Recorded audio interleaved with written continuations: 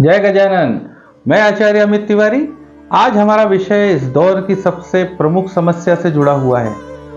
आप भी जानना चाहते होंगे, तो हम आज बात करने वाले हैं आपके स्वास्थ्य की। जी हाँ, हमारे जीवन में हमारे शरीर में जो भी घटनाएं घटित होती हैं, उनसे पहले हमारे शरीर पर उससे जुड़े हुए चिन्ह व संकेत हमें प्राप्त होना शुरू हो जाते हैं।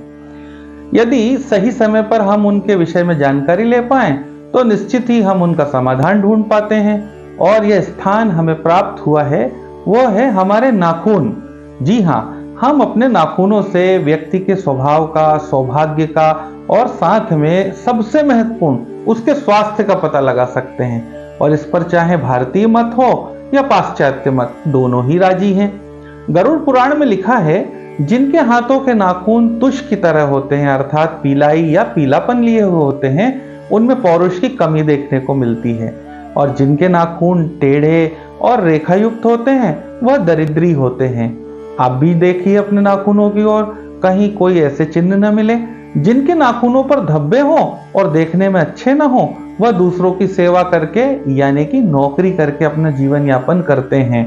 वहीं गर्ग संहिता में लिखा है कि जिनके नाखून एक वर्ण के ना हो यानी एक रंग के ना हो, कहीं सफेद दिख रहा हो, कहीं लालपन दिख रहा हो, कहीं थोड़ा सा नीला हो, कहीं थोड़ा पीला हो, इस तरह की उंगलियों के अग्रभाग की ओर फैले हुए हो या फटे हुए से दिखाई दें, या बहुत छोटे नाखून हो, तो वह दरिद्रता की निशानी होती है। इसके विपरीत जिनके नाखून निर्मल एवं लाल रंग लिए हुए हो, वह भाग्यशाली होते हैं। सामुद्री तिलक के अनुसार कछुए की पीठ की तरह ऊंचाई लिए हुए, मूंगे की तरह लाल, चिकने और चमकदार नाखून होना बहुत अच्छा माना गया है। आप भी देखिए अपने नाखूनों की और जानिए अपने बारे में। उंगलियों का प्रथम पर्व जितना लंबा हो, उसकी आधी लंबाई नाखूनों की होना बहुत उत्तम माना गया है। आगे की ओर कुछ बढ़े हुए, पीछे की ओर कुछ छोटे हों, किंतु उतार चढ़ाव बहुत कम होना चाहिए। उंगली के मांस से नाखूनों का कुछ आगे निकला रहना बहुत अच्छा माना जाता है। यदि उपयुक्त गुण आपके नाखून में है, तो आप बहुत ही उच्च पद प्राप्त कर सकते हैं। कनिष्ठिका की अपेक्षा अनामिका का नाखून बड़ा हो, अनामिका की अपेक्षा मध्यमा का नाखून बड़ा हो, और मध्यमा की अपेक्षा तर्जनी का नाखून अगर बड़ा हुआ हो, तो ये बहुत अच्छा संकेत माना जाता है। यदि नाखून बहुत बड़े हों, टेढ़े या रूखे हों, उंगली की त्वचा में ही धसे हुए हों, उनमें ना तेज हो न कांति हो, तो ऐसे मनुष्य में सुख की कमी देखने को मिलती है। प्राय जिनके नाखूनों पर सफेद बिंदु कभी कभी उभर आते हैं, आपने भी देखा होगा, चिन्ह हो तो वह स्वयं पराधीन रहकर अपना जीवन व्यतीत करते हैं। किंतु सामुद्री तिलक का उपयुक्त मत से थोड़ा सा मतभेद पढ़ने में देखने में आया है। इनके मत से नाखूनों पर बाद में यदि श्वेत बिंदु दिखाई दें, तो शुभ लक्षण माना जाता है। विवेक विलास के अनुसार यदि ना कुछ चुकनाई हो, ना ललाई लिए हो, किसी तरह की कोई ऐसी अच्छी बात न हो, और उंगली के अग्रभाग से कुछ आगे बढ़े हुए हों, उंगली के पूर्व की लंबाई से आधे कुछ नाखून ऊंचे हों, तो शुभ लक्षण माने जाते हैं। यदि इनका रंग कुछ पीलापन लिए हो, तो वह रोगों की सूचना करता है। आप देखते होंगे जब आप रोगी होते हैं तो आपके नाखूनों में पीलापन आ जाता है, गौर करिएगा। यदि कुछ सफेदी हो तो वैराग्य का आदमी बढ़ जाता है। यदि उन पर सफेद बिंदु हो, तो व्यक्ति के अंदर थोड़ी सी दुष्टता भी आ जाती है। आप देखते होंगे कोई व्यक्ति अचानक थोड़ा दुष्टपन करता है। जिनके नाखूनों में चमक ना हो, टेढ़े हो, रूखे हो, और उनमें अधम कोटि का गुण आ जाता है बिना कारण। सामुद्र तिलक के अनुसार नाखूनों का कछुए की पीठ के समान कुछ उन्नत होना शुभ लक्षण है। किंतु यह नियम केवल चारों उंगलियों के लिए ही लागू होता है, क्योंकि विवेक विलास का बहुत ही स्पष्ट मत है कि यदि अंगूठे का नाखून कछुए की पीठ की तरह उन्नत हो यानी ऊपर उठा हुआ हो, तो मनुष्य भाग्यहीन होता है। अब यह बात करते हैं महिलाओं के नाखूनों के विषय में। भविष्य पुराण के अनुसार यदि किसी महिला के नाखून देखने में भुरभुरे, कांतिहीन, सफेद या पीलापन लिए हुए हों, तो ऐसी स्त्री को दरिद्रता भरा जीवन जीने के लिए मजबूर होना पड़ता है, बिना कारण तकलीफों का सामना करना पड़ता है। वहीं अगर नाखून फूल की तरह लाल, कुछ ऊंचाई लिए हुए और अच्छे चमकदार से हो, तो वह ऐश्वर्यशाली जीवन जीती हैं। पीले कांतिहीन सुंदर रंगों से युक्त न हो तो दरिद्रता का सूचक है।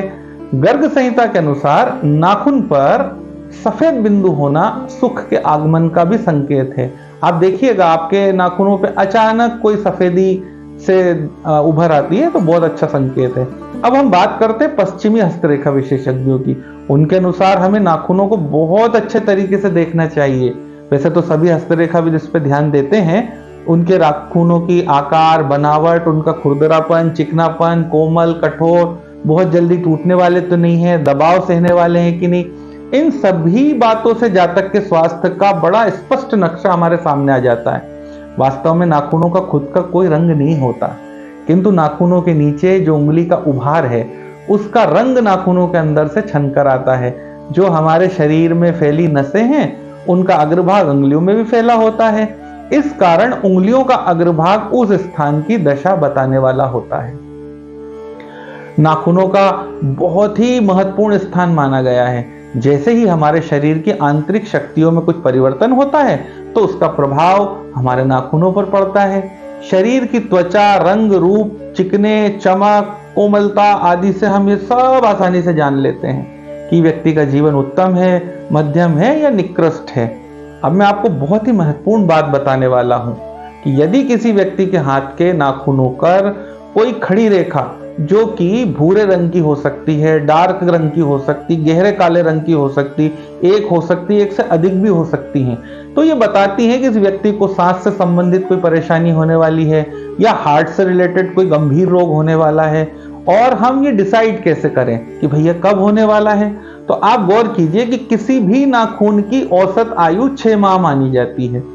यदि उस व्यक्ति के हाथ में ये रेखाएं अभी बनती हुई दिख रही हैं या बनी हुई हैं तो 6 महीने का समय हम आकलन में ले सकते हैं और जड़ से लेकर अग्रभाग तक हम उसकी दूरी को नाप सकते हैं कि यह व्यक्ति 2 महीने से बीमार है या बीमार होने वाला है, 3 महीने से है, 5 महीने से है। यह अनुभव के आधार पर आप सीख पाते हैं। जब आप लगातार अध्ययन करते हैं तो उस विषय में जान पाते हैं किसी रोग से पीड़ित है या रोग से पीड़ित होने वाला है।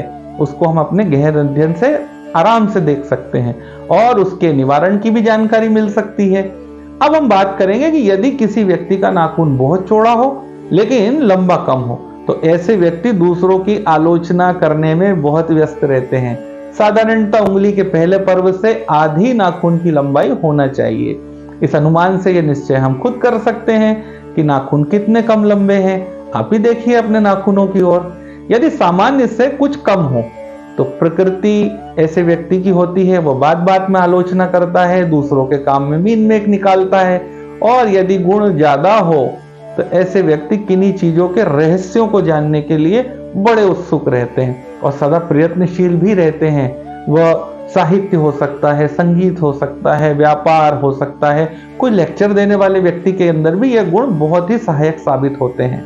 लेकिन यदि लंबाई बहुत कम हो और चौड़ाई बहुत अधिक हो तथा इसके ऊपर तीनों ओर से त्वचा बढ़ी हुई हो और नाखून चपटे हो तो ऐसे व्यक्ति बिल्कुल फालतू में बहस करने का अवगुण भी रखते हैं। उनको पता होता है कि वो जो कह रहे हैं वो सही नहीं है, फिर भी उनको फालतू की बहस करने में मजा आता है और वह तलाश करते रहते हैं इस तरह के मौकों की कि यदि किसी व्यक्ति का नाखून चौड़ा, चौकोर, बगल में गोलाई लिए हुए हो और लाल रंग सा हो तो ऐसा व्यक्ति निष्कपट होता है। जो उसके दिल में होता है वह साफ साफ कह देता है। यदि नाखूनों का रंग ललाई लिए हुए न हो तो वो व्यक्ति अपनी बात को थोड़ा सा छुपा के करता है, अपनी बातों को घुमा फिरा के करता है।